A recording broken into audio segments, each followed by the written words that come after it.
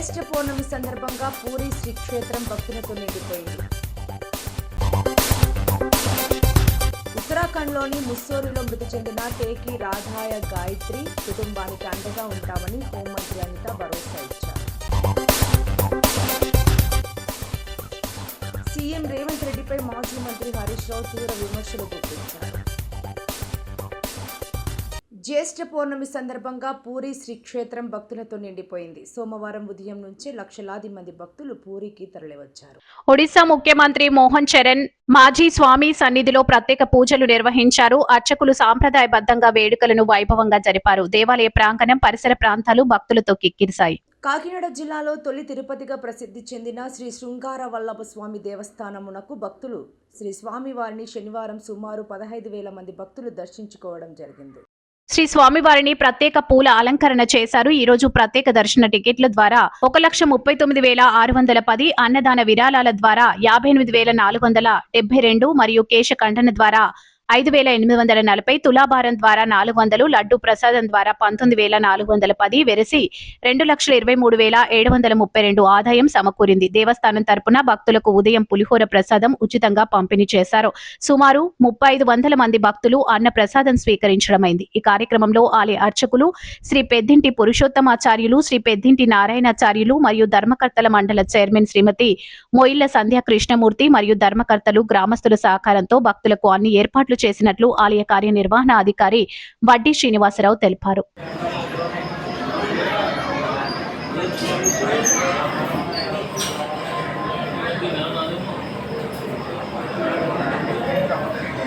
జరగాలండి, స్వామివారికి చూస్తూ జరగాలి.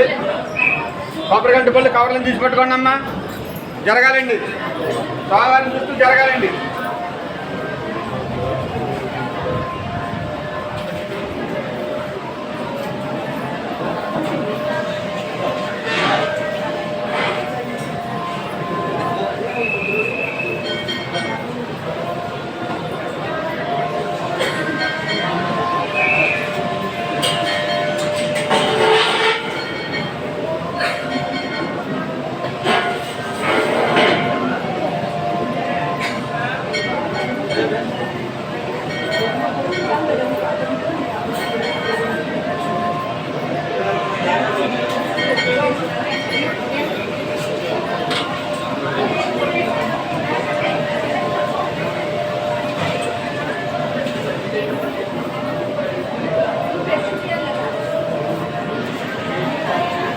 ఉత్తరాఖండ్లోని ముస్సోరీలో మృతి చెందిన టేకి రాధాయ గాయత్రి కుటుంబానికి అండగా ఉంటామని హోంమంత్రి అనిత భరోసా ఇచ్చారు.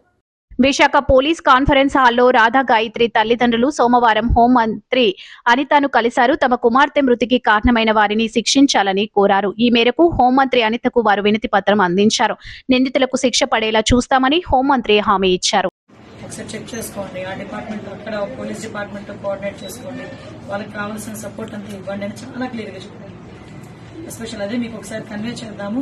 మళ్ళీ మీరు నా దగ్గరికి రావడం కన్నా ఇక్కడికి సిపి ఆఫీస్ అంటే ఇది అఫీషియల్ కాబట్టి నేను ఉదయం పల్లాశ్రీ గారితో కూడా నేను మాట్లాడాను. మన పల్లాశ్రీ గారు కూడా నాకు ఫోన్ చేసిన తర్వాత వెంటనే నేను ప్రశాంతి వాళ్ళందరితో సిపి గారు అందరితోనే మాట్లాడాను. ఎగ్జాక్ట్లీ అమ్మా, నేను మీకు మాటకి నేను ఎంత కష్టపడినా రాదండి. 27 సంవత్సరాలు పెంచాను. 14 సంవత్సరాలు పిల్లలు చూసుకున్నామండి. 14 సంవత్సరాల నుంచి మమ్మల్ని పిల్లల్లా చూసుకుంటేదండి. వాళ్ళ నాన్నగారు ఆరోగ్యంగా చేసి రిటైర్ అయ్యారు. ఎంత డిసిప్లిన్ అండి అప్పుడు. సీఎం రేవంత్ రెడ్డిపై మాజీ మంత్రి హరీష్ రావు తీవ్ర విమర్శలు గుప్పించారు. తనను తిట్టిందే తెల్లారదని, నిద్రలో కూడా బీఆర్ఎస్ పార్టీనే కల్వరిస్తున్నారన్నారు. ఇది ఆయన భయాన్ని సూచిస్తుందని హరీష్ రావు ఎద్దేవా చేశారు. ముఖ్యమంత్రి తన శారీరక ఎత్తుపై చేసిన వ్యాఖ్యలను ఖండిస్తూ రేవంత్ రెడ్డి సంకుచిత మనస్తత్వాన్ని తప్పుబట్టారు. నీ మనసు పొట్టి, నీ ఆలోచనలు పొట్టి, నిజానికి నువ్వే పొట్టిగా ఉన్నావని ఘాటుగా విమర్శించారు. నువ్వు ఏ మీటింగ్ పోయినా ఏడికి పోయినా బీఆర్ఎస్ తిట్టకుండా ఉంటలేవంటే నీకు ఎంత భయం ఉన్నట్టు. బీఆర్ఎస్ అంటే బీఆర్ఎస్ నిద్రలో కూడా కలవరిస్తున్నాడు కేసీఆర్. ఇంకా మాట్లాడుతుండు 2034 కూడా మేమే గెలుస్తాం, 28 కూడా మేమే గెలుస్తాం.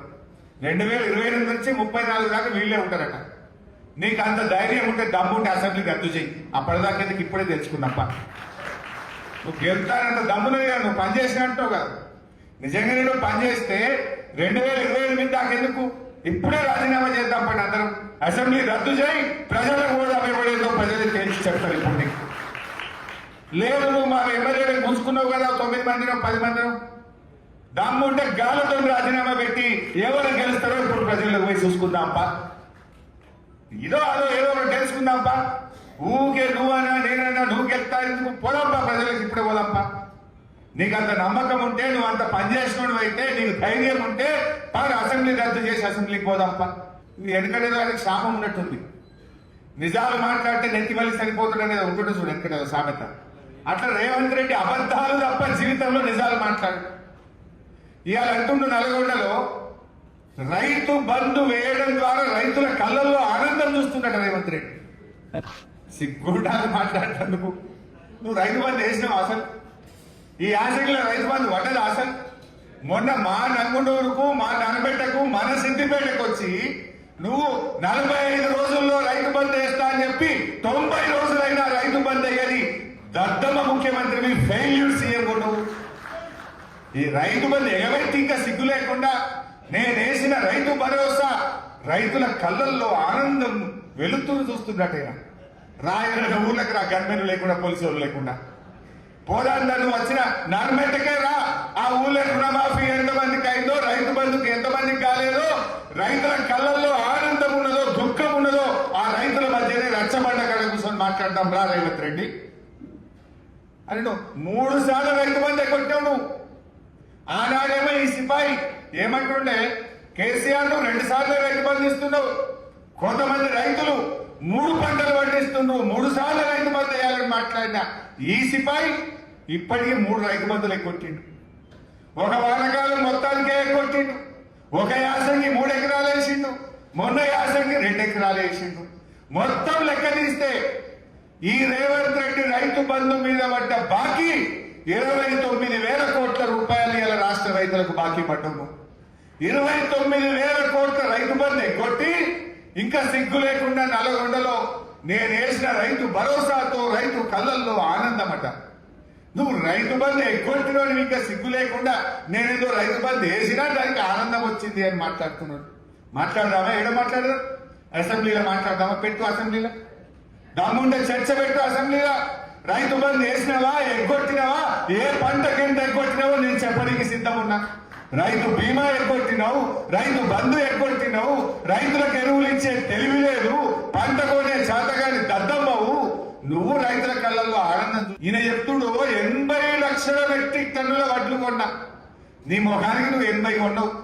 మేము 2020-21లోనే 92 లక్షల మెట్రిక్ టన్నుల వడ్లు కొన్నాం. నువ్వేదా 80 కొనడానికి పెద్ద సిపాయి లెక్క చెప్పుకుంటున్నావు నీ ముఖానికి. నువ్వు కొన్నది 80.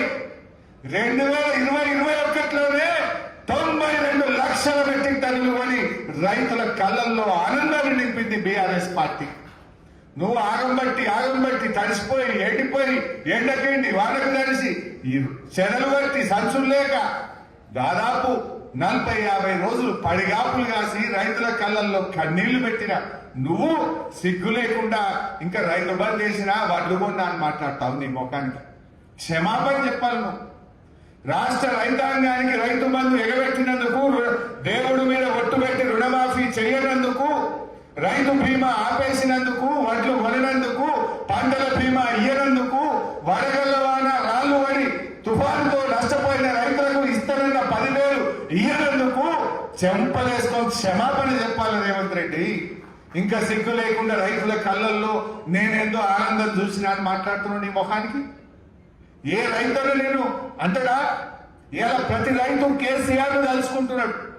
అని కేసీఆర్ ఉండగా యూరియా తిప్పలేదు, రైతు బంధుకు తిప్పలేదు, రైతు బీమాకు తిప్పలేదు, పంట అమ్ముకోవడానికి తిప్పలేదని ఇలా ప్రతి రైతు కూడా బీఆర్ఎస్ ప్రభుత్వాన్ని కలుస్తా ఉన్నాడు. ఇంకా నువ్వు మాట్లాడతావు సిగ్గు లేకుండా. తిట్టుకుంటూ పోతున్నావు అంటే నీ లాగులు తడుతున్నాయి. నీకు భయం పట్టుకున్నది ఇక కుర్చీ కలుగుతుందనే భయం పట్టుకొని నువ్వు ఇవాళ బీఆర్ఎస్ కలవరించకుండా, బీఆర్ఎస్ గురించి మాట్లాడకుండా ఉండలేకపోతా ఉన్నావు. ఇది ఇవాళ ప్రజలకు అర్థమవుతాం. నువ్వు తిట్లే మేము కూడా తిట్టగలుగుతాం, కానీ మేము విషయంతో మాట్లాడతాం. నీ మాటగా సమాధానం చెప్తాం తప్ప నిన్ను వదిలిపెట్టాం. నువ్వు ఎన్ని కేసులు పెట్టినా, నువ్వు ఎన్ని రకాలుగా మమ్మల్ని నన్ను ఇబ్బంది పెట్టాలని చూసిన బిడ్డ తెలంగాణ ఉద్యమం చేసిన వాళ్ళం, తెలంగాణ తెచ్చిన వాళ్ళం. ఈ తెలంగాణను కాపాడడం కోసం నిన్ను అడుగడుగునా ప్రశ్నిస్తూనే ఉంటాం. ఖమ్మం జిల్లా చింతకాని మండలంలోని ముఖ్యమంత్రి సమావేశానికి సిద్ధం చేసిన ప్రాంగణమంతా వర్షానికి చెల్లాచెదురైన టెంట్లు, స్టాల్స్ పరిశీలిస్తున్న జిల్లా కలెక్టర్, జిల్లా కమిషనర్ మరియు అధికారులు.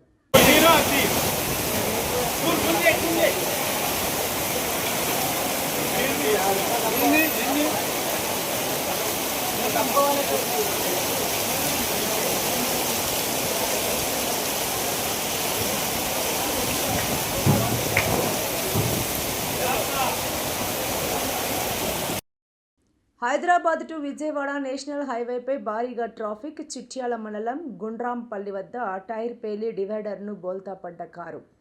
డివైడర్ దాటి అవతలి రోడ్డుపై ఎగిరిపడి మరో 2 కార్లపై పడిన కారు.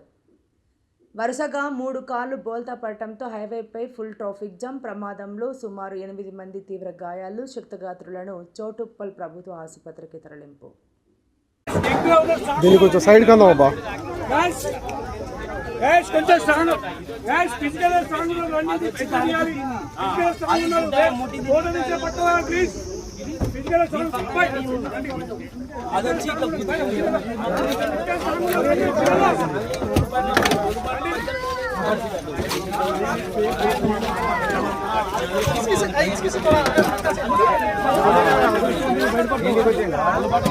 ఈయనే వచ్చినట్టు. రాహుల్ గాంధీ మిస్సింగ్ పోస్టర్ల కలకలం. దేశ రాజధాని ఢిల్లీలో రాజకీయ కలకలం రేగింది. కాంగ్రెస్ అగ్రనేతలు రాహుల్ గాంధీ కనిపించడం లేదు, మిస్సింగ్ అంటూ ఆదివారం ఢిల్లీలోని పలు కీలక ప్రాంతాల్లో వెలసిన పోస్టర్లు రాజకీయ వర్గాల్లో తీవ్ర దుమారం రేపుతున్నాయి. రాహుల్ గాంధీ తాజా విదేశీ పర్యటనను లక్ష్యంగా చేసుకుని అధికార బీజేపీ, ప్రతిపక్ష కాంగ్రెస్ మధ్య సాగుతున్న పొలిటికల్ వార్లో ఈ పరిణామం సరికొత్త మలుపు తిప్పింది. ఢిల్లీలోని ఫిరోజ్ షా రోడ్డుతో పాటు పలు ప్రధాన కూడల్లో రాహుల్ గాంధీ ఫోటోతో కూడిన మిస్సింగ్ పోస్టర్లు ప్రత్యక్షమయ్యాయి. గర్భిణీలు, బాలింతలకు పౌష్టికాహారం తప్పనిసరి. గర్భిణీ స్త్రీలు తప్పనిసరిగా పౌష్టికాహారాన్ని తీసుకోవాలని కాకినాడ సిటీ ఎమ్మెల్యే వనమాడి కొండాబాబు పేర్కొన్నారు. సోమవారం కోకానాడ అన్నదాన సమాజం కళ్యాణ మండపంలో కేటీసీ విద్యా సంస్థల ఆధ్వర్యంలో కాకినాడ నగరంలో స్వర్ణాంధ్ర 2047 మార్గదర్శి బంగారు కుటుంబాల కార్యక్రమానికి city MLA Vanamadi Kondababu, MLC Perabathula Rajasekharan, KTC విద్యా సంస్థల సభ్యులు కిరణ్ కుమార్, వంశీ తదితరులు జ్యోతి ప్రజ్వలన చేసి గర్భిణీలకు పౌష్టికాహార కిట్లను పంపిణీ చేశారు. ఈ సందర్భంగా ఎమ్మెల్యే మాట్లాడుతూ సమాజంలో స్వచ్ఛత సంస్థలు చేస్తున్న సేవలు అభినందనీయమన్నారు. కేటీసీ విద్యా సంస్థల అధినేత డాక్టర్ ప్రవీణ్ చక్రవర్తి ఆధ్వర్యంలో 412వ గర్భిణీలకు పౌష్టికాహార కిట్లు పంపిణీ చేశారు. కూటమి ప్రభుత్వంలో ప్రభుత్వ ఆసుపత్రిలో గర్భిణీలకు మెరుగైన వైద్య సదుపాయాలు కల్పించడం జరిగిందన్నారు. ప్రభుత్వ ఆసుపత్రుల్లో సురక్షిత ప్రసవాలను చేయడం జరుగుతుందన్నారు. ఎమ్మెల్సీ పేరబత్తుల రాజశేఖరం రాష్ట్ర ముఖ్యమంత్రి చంద్రబాబు నాయుడు సూచనల ప్రకారం గర్భిణీలకు పౌష్టికాహార కిట్లు పంపించడం జరిగింది. అంగన్వాడీ కేంద్రాలు, స్వచ్ఛంద సంస్థలు గర్భిణీలకు పౌష్టికాహారం పంపిణీ చేయడం జరుగుతుందన్నారు. కూటమి ప్రభుత్వం విద్యకు అధిక ప్రాధాన్యత ఇవ్వడం జరుగుతుందని, పేదరికం లేని సమాజాన్ని నిర్మించేందుకు కూటమి ప్రభుత్వం కృషి చేస్తుందన్నారు. ఈ కార్యక్రమంలో సిటీ అధ్యక్షుడు మల్లిపూడి వీరు, తెలుగుదేశం నాయకులు గదుల సాయిబాబా, బంగారు సత్తిబాబు, కోడూరి పెద్ద, ఈ కార్యక్రమంలో వర్మ, ఆర్కే, చేయూత రవి తదితరులు పాల్గొన్నారు.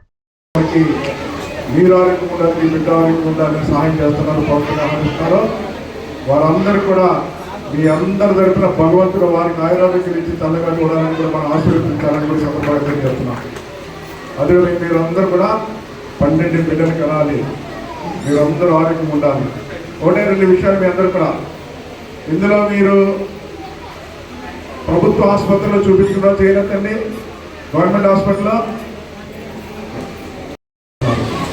నేనేమంటానంటే, తెలియక మీరేం చేస్తారంటే, కొంతమంది తెలియక అరే ప్రభుత్వ హాస్పిటల్కి వెళ్తే సరిగ్గా చూస్తారో లేదో మన ఆలోచనతో ప్రైవేట్ హాస్పిటల్కి వెళ్తారు. దానికి చాలా డబ్బు ఖర్చు అవుతుంది. పర్లేదు, మీకు స్తోమతో వెళ్ళొచ్చు, నేను కాదంటారు. పేద కుటుంబాలు కూడా ఈ రోజున వైద్యానికి చాలా డబ్బులు ఖర్చు పెట్టేసుకుంటారు తెలియక. ఈరోజు ప్రభుత్వ హాస్పిటల్ గర్భిణీ స్త్రీలకే కాదని అన్ని రకాల డాక్టర్లు ఉన్నారు. మీరు ప్రభుత్వ హాస్పిటల్కి వెళ్ళమని కోరుతున్నాను కూడా ఈ సందర్భంగా తెలుసు. అన్ని రకాల డాక్టర్లు ఉన్నారు. ఎందుకంటే ఈ మాట చెప్పవలసి వస్తుంది, చాలా మంది హాస్పిటల్కి వెళ్ళి ప్రైవేట్ హాస్పిటల్లో చాలా డబ్బు ఖర్చు పెడుతున్నానని చెప్పి, నేను చాలా ఇబ్బంది పడ్డానని చెప్పి తర్వాత మన దగ్గరికి వస్తున్నాను. ఆ బిల్లులు పట్టుకుని ఆ బిల్లులు మళ్ళీ చంద్రబాబు నాయుడు గారు దృష్టిలో పెట్టవలసి వస్తుంది. ఏమంటే పేదవాళ్ళు చాలా డబ్బులు ఖర్చు పెట్టుకున్నారు హాస్పిటల్కి, పేదవాళ్ళకి సాయం చేయమంటే మళ్ళీ చంద్రబాబు నాయుడు గారు ఆయన డబ్బులు సాయం చేస్తున్నారు. నేనేమంటే ఆ పరిస్థితి లేకుండా ఈ రోజున ప్రభుత్వ ఆసుపత్రిలో చూపించండి, అక్కడ సరైన వైద్యం లేదని అనుకుంటే మాకు చెప్పండి, మేము దగ్గరుండి వైద్యం చేపిస్తామని కూడా ఈ సందర్భంగా తెలియజేస్తున్నాం మీ అందరికీ. ఆ విధంగా మీరు అందరూ కూడా ఆరోగ్యం ఉండాలి, మీ బిడ్డ ఆరోగ్యం ఉండాలి, మీరు ఆరోగ్యం ఉండాలని కోరుకుంటూ మరొకసారి ఏదైతే ఇక్కడ మన శ్రీయుత రవి ఉన్నాడు, వాళ్ళు కూడా ఈరోజు విద్య పిల్లలు చదువుకోవడానికి సాయం చేస్తున్నారు, మీలాంటి వాళ్ళు సాయం చేస్తున్నారు. ఏంటంటే ఇలాంటి సంస్థలన్నీ కూడా ఈ ప్రభుత్వం మనస్ఫూర్తిగా అభినందిస్తుంది. నా తరఫున కూడా ప్రభుత్వం తరఫున ముఖ్యమంత్రి గారి తరఫున ఈ సంస్థను మరొకసారి అభినందిస్తూ మీ అందరి ద్వారా సెలవు చేస్తున్నాం. మన కూటమి ప్రభుత్వం వచ్చిన తర్వాత ఈ ప్రభుత్వం ముఖ్యమంత్రి చంద్రబాబు నాయుడు గారు ఈ రాష్ట్రంలో ప్రతి ఒక్కరు ఆరోగ్యం ఉండాలి, ఈ రాష్ట్రాన్ని ఆరోగ్య ఆంధ్రప్రదేశ్లో తీర్చిదిద్దాలన్నదే ముఖ్యమంత్రి గారు ఆలోచన. ఒక పక్కన హాస్పిటల్ అభివృద్ధి చేస్తున్నారు, అన్ని రంగాలు అభివృద్ధి చేస్తున్నారు. అదేవిధంగా ఈరోజు అంగన్వాడీ కేంద్రాల ద్వారా ఏదైతే గర్భిణీ స్త్రీలు ఉన్నారో వాళ్ళకి మంచి పౌష్టికాహారం ఇవ్వాలని చెప్పి పౌష్టికాహారం కూడా అందిస్తున్నారు. పుట్టుబడి బిడ్డ ఆరోగ్యంగా ఉండాలని చెప్పి మంచి ఆహారం ఇస్తున్నారు. అవన్నీ కూడా తీసుకోవడం జరుగుతుంది. అయినప్పుడు కూడా ఈ రోజున మన కాకినాడ నగరంలో ఈరోజు కొన్ని స్వచ్ఛంద సేవా సంస్థలు ఉన్నాయి, ప్రజలకు అనేక విధాలుగా సేవలు చేస్తున్నారు. అదే సందర్భంలో ఇక్కడ ఊపిరి ఫౌండేషన్ అని చెప్పి ఈరోజు ఆ ఫౌండేషన్ ద్వారా కేటీపీ విద్యా సంస్థ వారు సహకారంతో ఈరోజు మన పక్కన ఉన్నటువంటి గర్భిణీ స్త్రీలకి పౌష్టికాహారం ఇవ్వాలని చెప్పి నిర్ణయం తీసుకున్నారు. ఈరోజు ఆ కార్యక్రమం సందర్భంగా ఈరోజు నాతో పాటు సోదరులు ఎమ్మెల్సీ రాజశేఖర్ గారికి చేశారు, రాజశేఖర్ గారికి, అదేవిధంగా చేయూత ఫౌండేషన్ రవికు, అదేవిధంగా ఏదైతే ఈ ఫౌండేషన్ ఉన్నటువంటి వరమ గారికి, ఏర్పడిన వరమ గారికి, కేటీపీ సంస్థ అధినేత అయినటువంటి ప్రవీణ్ చక్రవర్తి గారికి, వారి సంస్థకి ఇంకా చాలామంది ఆర్గనైజేషన్ ఉన్నారు, వాళ్ళతో పాటు వచ్చారు. వేదిక మీద ఉన్నటువంటి మా సాయిబాబు గారు, సిఏ గారు, మా పట్టణాధ్యక్షులు వీరుకు, ఈ వార్డు డివిజన్ నాయకులకు అందరికీ కూడా మీ అందరికీ ముందుగా హృదయపూర్వక నమస్కారాలు తెలియజేస్తున్నాను. అందరికీ కూడా వార్తలు ముగించే ముందు ముఖ్యాంశాలు మరోసారి. జ్యేష్ఠ పౌర్ణమి సందర్భంగా పూరి శ్రీక్షేత్రం భక్తులతో నిండిపోయింది. ఉత్తరాఖండ్లోని ముస్సోరిలో మృతి చెందిన టేకి రాధాయ గాయత్రి కుటుంబానికి అండగా ఉంటామని హోంమంత్రి అనిత భరోసా ఇచ్చారు. సీఎం రేవంత్ రెడ్డిపై మాజీ మంత్రి హరీష్ రావు తీవ్ర విమర్శలు గుప్పించారు.